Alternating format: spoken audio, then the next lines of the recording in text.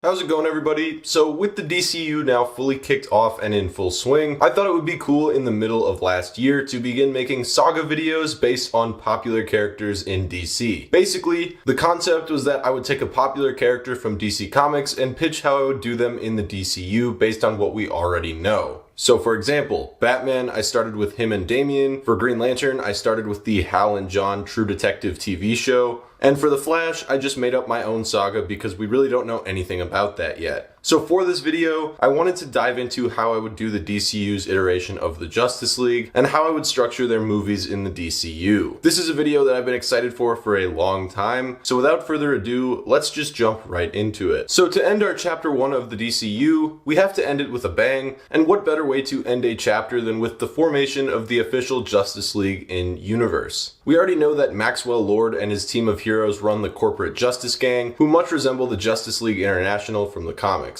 I think those guys probably will stick around, but the league forming will take place within an entirely different entity. So you'll still have your members of the Justice Gang doing their corporate sponsored hero shtick, albeit with new members probably. We saw them having tryouts in Peacemaker Season 2, and I also think characters like Mr. Terrific will probably leave the team, especially after the events of Superman. And then you have the Justice League form and be the actual #1 superhero team. So to start things off, let's talk about the team we will be featuring in this movie. For starters, I think we all know that the Trinity is going to be front and center in just about any Justice League adaptation. Batman, David Corenswet's Superman, and Wonder Woman will all be front and center for this movie. I think that's a no-brainer and a pretty obvious pick, and although I think a Justice League International movie would be really cool to see, financially it doesn't make much sense to not include the big hitters. On top of that, every Justice League adaptation includes a Flash or Green Lantern. For the Flash, we really don't know much about what's going on with his character in the DCU. I've mentioned this a few times on the channel, but I do believe that because Hal Jordan is being played by a 60-year-old actor in the DCU, that Barry will likely be around that age range as well. Both Barry and Hal debuted at similar times in DC Comics, and they've always been pretty close in age. My prediction is that Barry will be well past his prime when we meet him in the DCU present, probably being around the age of 55 to 60 years old. I do believe he'll be the main Flash in this movie, and that Wally will still be on the Teen Titans. For Green Lantern, I think there's a couple ways to go about this, and none of them really end well for fans of Hal Jordan. The first thing that could happen is that Hal Jordan dies in the Lanterns TV series. This is honestly what I think is going to happen. There have been plenty of rumors surrounding the idea that Hal Jordan will either become Parallax in this show or die by the end of it. I think because they cast Hal as a much older character, that this will end up being the case. There have been people in my comment section suggesting that after his arc as Parallax, he'll be reborn as a younger version of himself, but I just don't see this happening in live action. Something like this happening in comics is one thing, but I just think general audiences would have a hard time understanding the whole rebirth concept. On top of that, James Gunn did mention that when the heroes die in the DCU, they stay dead. So there's that as well. I think best case scenario for Hal Jordan fans, he just ends up retiring at the end of Lanterns, realizing that he's gotten too old for the job. So as much as it pains me to say, I do predict Hal Jordan will die in the DCU, and that John Stewart will be the main DCU Green Lantern. I do love John as much, if not more than Hal, but I would like to see their buddy cop relationship fleshed out more than just one season of television. Regardless, I'm going with John as our DCU Green Lantern to start on the Justice League. Lastly, and I know this only rounds the list out to 6 characters rather than the usual 7 we're used to seeing within the league, which I'll explain in just a second, but I have Martian Manhunter as the last member. Martian Manhunter is as much of a core member to the league as anybody else at this point. He's the leader of the Watchtower and one of the most powerful members on the team. He's also not ever been utilized on the big screen really. I mean, we did see him a little bit in Zack Snyder's Justice League, but it was barely any screen time, and John deserves the spotlight more than he's gotten in the past. Now, the reason I have this beginner lineup of the Justice League at only 6 members rather than the usual 7 is because I do think that Maxwell Lord's Justice Gang will be heavily featured, with members Guy Gardner, Mr. Terrific, Metamorpho, and perhaps more, like maybe an Animal Man, an Adam Strange, characters that fit the mold of Justice League International. So maybe even like a Booster Gold. I think that would be a perfect addition to the Justice Gang. But yeah, all in all, we'd be seeing a movie with 10 plus heroes in it, and potentially more if the Justice Gang expands past that. But with the core focus being on the characters Batman, Superman, Wonder Woman, Green Lantern, Flash, and Martian Manhunter. I'd also guess that at some point in this film, Mr. Terrific leaves the Justice Gang. So with the team roster now set, what would the story be about? Well, I went back and read a few Justice League foundational books. I read Justice League Origin by Jeff Johns, JLA New World Order by Grant Morrison, Justice League No Justice by Scott Snyder, and more. For a first Justice League movie, we need a story that's big enough to bring the entire team together. That's why, for our first film, I decided on a combination of two stories. Firstly, and more heavily based off of than the other story, I have Justice League The New Frontier by Darwin Cook. This is a story set in the 50s and 60s that shows the origin of the Justice League that we know today. There's quite a bit going on in this book. First off, the JSA was the first superhero team during the 1940s, but after the war was over and the Cold War was in full effect, superheroes were forced to register with the government and give up their secret identities. Mistrust had plagued the United States, and thus the superhero community was negatively affected as well. As a result, the JSA disbanded, and superheroism was effectively dead, besides government-registered superheroes, Superman and Wonder Woman. Obviously, there were still superheroes that operated as vigilantes such as Batman, but they were few and far between. Throughout the story, the heroes begin to slowly come together as a mysterious force called the Center aims to wipe out humanity for its crime and wars destroying the environment. The Center is a giant malevolent island that's home to many prehistoric species that were thought to have gone extinct. It is an ancient being that watched all life on Earth grow, and following the hydrogen bombs at the end of World War II, decided humanity's time was to come to an end. In this story, the heroes must deal with cults that follow the Center, as well as the Center itself, and the government must put aside its differences with superheroes in order to save the planet. In a way, it reminds me a lot of a Watchmen-esque origin story for the Justice League. I'd say the main difference between New Frontier and Watchmen is the outlook on humanity. I feel like Watchmen is pretty dark, as opposed to the New Frontier, which seems like a pretty hopeful story. Each League member is important in their own way in this story, but perhaps one of the strongest arcs in this book comes from that of Martian Manhunter. He is accidentally transported from Mars to Earth by a scientist, who upon seeing him, dies out of fear. John then takes the man's identity and begins to assimilate with humanity, eventually becoming a detective. The other story I would combine the New Frontier with in this movie is the story Kingdom Come by Mark Waid and Alex Ross. Now I know that sounds crazy, but let me just explain before you get all angry with me, because Kingdom Come is very much a universe-ending event, or at least way down the timeline, but let me just explain. So Kingdom Come was a 1996 story written by Mark Waid and illustrated by Alex Ross. It is one of the most well-received DC comic books of all time, and is among my favorite DC comics ever published. One of the main things that happens in this story is heroes have become too obsessed with their sponsorships, how much money they can make, how famous they are, and the villains they can permanently get rid of, if you know what I mean. This is something we see represented with the Justice Gang. They're corporate-sponsored superheroes who seem to mostly be in it for the money and brand deals that come along with it. So in Kingdom Come, Superman comes back to essentially teach the heroes what being a hero is really like, and I think that's something we would see the Justice League do for the Justice Gang, teach the corporate heroes what it really means to be a superhero. So essentially, you got the inspiration for the New Frontier being that this is a new generation of superheroes coming to protect the planet, along with the Center as the main villain, and you get the inspiration from Kingdom Come where the corporate sponsored heroes are sort of taken over in favor of the newer, selfless heroes such as Batman or Superman, as opposed to somebody like Guy Gardner or Booster Gold at the beginning of his career. So with that out of the way, let's get into what would actually happen in this movie. Well, first of all, I do think that the dark and terrifying mystery found in the Lantern show will be related to the Center. I think that Hal will likely die by the end of this show, with John being the primary force in letting other heroes know that they have a huge problem on their hands with the Center. The next part is sort of random, but I do think it would be really cool to see a three-way team-up of Barry Allen, Batman, and the Martian Manhunter. The three of them are widely known as three of the best detectives in the DC universe, and I think it would be really fun to see them team up to take down the Center. So what I mean by that is, when the League is coming together, when they're looking for stuff, when they're finding clues, they all put what they find together, and they're able to figure out what the actual threat is entirely, and that's when the Justice League sort of comes together, when Martian Manhunter, Flash, and Batman all use their detective skills to figure out what's going on, and then they realize they need more firepower, so they go recruit, the Supermans, the Wonder Womans. That's kind of what I mean by that. I think throughout this movie, you would see the government, characters like Amanda Waller and Rick Flag Sr. try to back the Justice Gang in the way they handle the Center, because the government has more control over their team, but in the end, they realize they need all the help they can get to stop the Center and end up aiding the Justice League as well, with the team formed in the end being Batman, Superman, Wonder Woman, John Stewart, Barry Allen, and the Martian Manhunter. Not only do I think we would see heroes team up, but I think it's possible we see villains jump in to help as well. I think somebody like Lex Luthor, despite his hatred for Superman, would probably want to jump in and save the planet from mass destruction. It would also strongly help his campaign for presidency later down the line if the DCU ever wanted to go that route. And then, at the film's ending, we'd see a massive fight scene where the center comes to the mainland USA, and the Justice League, Justice Gang, and military would all have to team up to stop it from destroying humanity. However, during the final battle, Batman gets his face swiped by a monster or something, ripping part of his mask off, revealing his identity to one person in the vicinity, that being Lex Luthor. Now, Lex would be in the general vicinity, but Batman would not realize that he'd seen his identity, but this will end up playing a pivotal role in our next movie. In this movie, I want to go for big swings, so in this final battle, I'd have Barry Allen sacrifice himself to destroy the center, effectively ending the center, but also his own life. The newly formed Justice League mourns his death, but celebrates the fact that they've won, and they publicly announce the formation of their own independent Justice League. Now, again, I will reiterate, this isn't how I would do it if I had full control of the DCU. I'm going based on what we already know, so leave a comment if you guys would like to see entirely my own vision for the DCU instead. At the film's end credit scene, we get a backdoor pilot to our first DCU Flash movie, where we see Wally West picking up the red costume and looking at a picture of Barry Allen. So to follow up our first Justice League movie, we're going to need something that has been built up to and feels like it's earned. We also are going to be looking at a villain that can up the stakes of the first movie, and for this movie, I think the Legion of Doom is perfect, which is why I'm going with the storyline JLA Tower of Babel. Before we get into that though, I do want to talk about where we're at compared to the last movie. So at the end of the last movie, we saw the heroes come together to stop the center. I think once we see the first group of heroes team up for the Justice League, that the League will open their doors to all heroes. Like I mentioned in my Who Will Be in the DCU Justice League video, I think that the League will have quite a large roster at some point in the DCU, and I think we'll probably be around 7 to 8 years into the DCU at this point. So I do believe the roster will be quite large. I think we'll see various heroes walking around the Watchtower in this film, but the focal heroes would be Batman, Superman, Wonder Woman, Green Lantern, John Stewart, the new Flash Wally West, Martian Manhunter, and Green Arrow and Black Canary. My guess though at this point is that the Justice League roster will be around 30 to 40 members. In this film, we would also see the evolution of the heroes. Diana, now after her first film, would become a major superhero in the United States. Superman would be the world's most famous superhero, Batman would be the overall funder of the League, Wally West would be the new Flash, struggling to step into the role following the death of Barry Allen, and John Stewart would become the main Earth Lantern that the Guardians rely on, now becoming a veteran hero and mentor. Arrow and Canary would be League newcomers, but in no sense would they be new to the world of crime fighting. I'd imagine they'd both be in their early 40s at this point, and they would serve as veteran mentor figures as well. So Tower of Babel is a storyline written in the early 2000s by Mark Waid. In this story, the Justice League begins to get taken out one by unknown threats, with each one of them getting taken out in mysterious and shockingly effective ways. The team tries to scramble and figure out who is doing this, and eventually it's revealed that Ra's al Ghul and the League of Assassins had infiltrated the Batcave and stole contingency plans that Batman had made for each member of the Justice League, using them to take each member of the League out. So I do think that Ra's and the League of Assassins will be the main villains of the Brave and the Bold movie, and because of that, I would want to see different villains for this JLA film. I think the Legion of Doom is the obvious choice. At this point, we've likely had a bunch of solo projects to build out our Legion of Doom roster, so for this movie, I was thinking that the roster would look something like this. Lex Luthor, the Riddler, Cersei, Sinestro, Reverse Flash, Deathstroke, and Metallo. I also think that coming off of the back of the last film where Lex played a pivotal role in saving the world from the center, he'll be the president in this film, doing everything he can to prevent the Justice League from being all-powerful. He won't be an outright obvious villain to the public, especially after helping Superman save the world in Man of Tomorrow,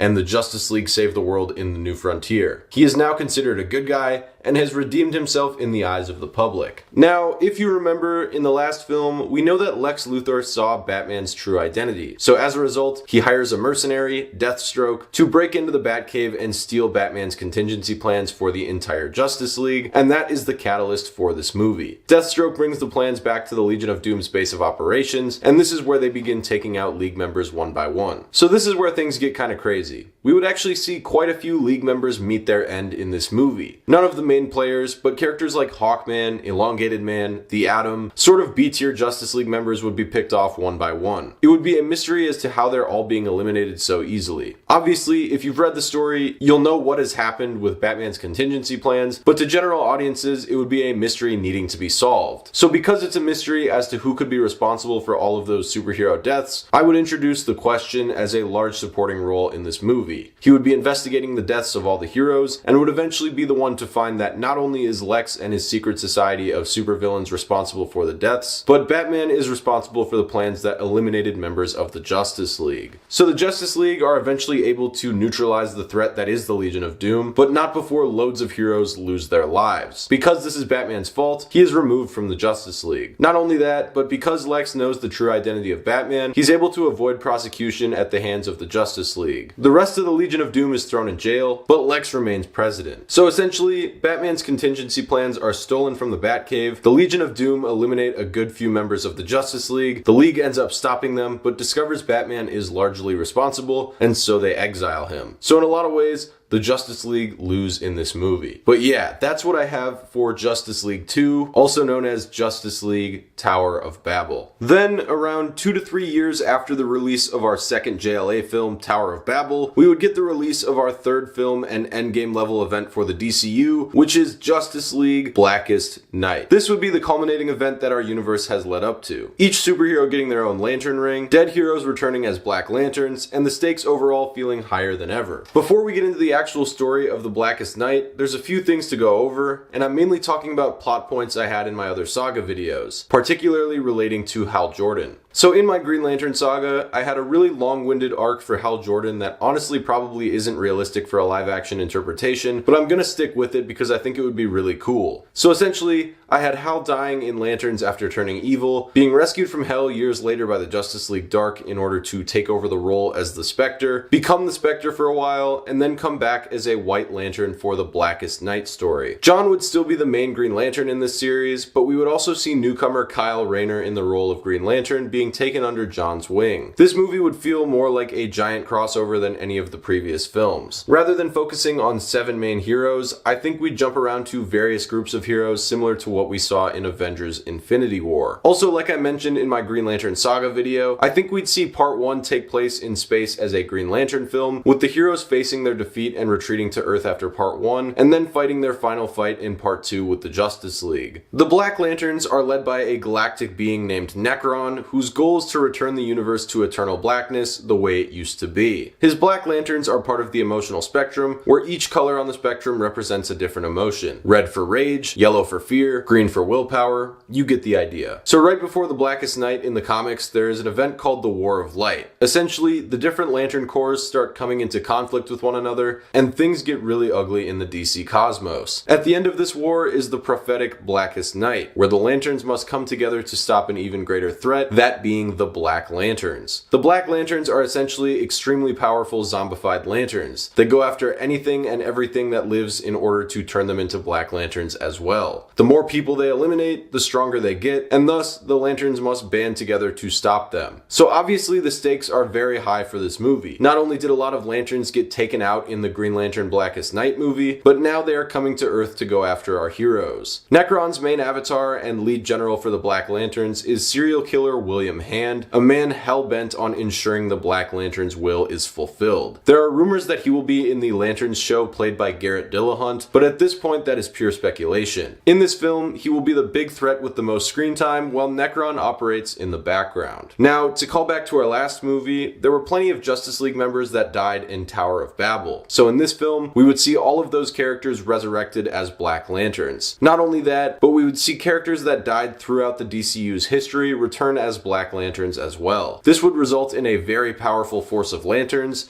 and there'd be only one way the League could stop it, by joining the various Lantern Corps. Obviously, the League has gone through a bit of a rift since the last film, but they'll quickly need to come together again to stop the Black Lanterns if they want any hope of defeating them. I think it's probable we would still have the main League in assembly. Characters like Superman, Wonder Woman, Aquaman, Flash, and Green Lantern would still be active League members, but Batman would, for obvious reasons, no longer be with the team. I don't think Batman's ordeal with the Justice League would stop him from fighting crime though. So in this version of the DCU, I have Batman going off to form the Outsiders. So the Outsiders are basically a more Black Ops team for the DC universe. They go on dangerous missions without caring whose feathers they ruffle, and they often take on very serious threats. They operate within a much more moral gray bound than the other teams like the Justice League or the Teen Titans. At this point, I think Batman would definitely fall within the lens of morally gray, so I think this works for him. For the team he assembles, I wanted to go with heroes both close to Batman and also obscure characters that otherwise wouldn't get that much screen time. So I have Batman, Batwing, Tim Drake, Katana, Geoforce, Halo, and Metamorpho. This would be one of the teams we'd see in Blackest Night fighting off the Black Lanterns, until eventually they all come back together for the final climactic battle. One of my favorite things about the Blackest Night storyline is seeing all of my favorite heroes get different lantern rings. A big thing with the Black Lanterns is that they can only be defeated when different lantern rings are used together, so all of these heroes and villains start getting lantern rings that fit their personalities best, and they team up to take down the Black Lanterns. For example, seeing Superman as a Blue Lantern of Hope, Batman as a Yellow Lantern of Fear, Supergirl as a Red Lantern of Rage, and more. I think it would be so cool to see it in live action, and I think the Black Lanterns are absolutely big enough to play a major threat as the third Justice League villain in the DCU. Also, it can't be an epic finale for the Justice League without some deaths. So unfortunately, there are going to be some big deaths here. First off, I think John Stewart meets his end here in some sort of heroic sacrifice. I love John, but by this point, if we're going off of my Lantern Saga video, we've seen him in 4 Green Lantern movies, a TV show, and 3 Justice League movies. I think we've seen John's entire arc play out, and it's Kyle's turn to be the main Green Lantern. So, in some sort of heroic death scene, we see John Stewart meet his end. I also think Green Arrow meets his end here as well. It would be fun to see him interact with the returning Hal Jordan, as they are the hard-traveling heroes, one of my favorite comic books of all time. But Ollie is just a guy with a bow and arrow after all, so I think fighting cosmic zombie lanterns that feed off of death would be a bit much for him. And lastly, with the ultimate redemption arc, Batman would come up with a plan, sacrificing himself to save the Earth and destroy the Black Lanterns in the process. At the end of the Great Battle, William Hand is slain, the Black Lanterns are defeated, but all the other Lantern Corps are eliminated as well.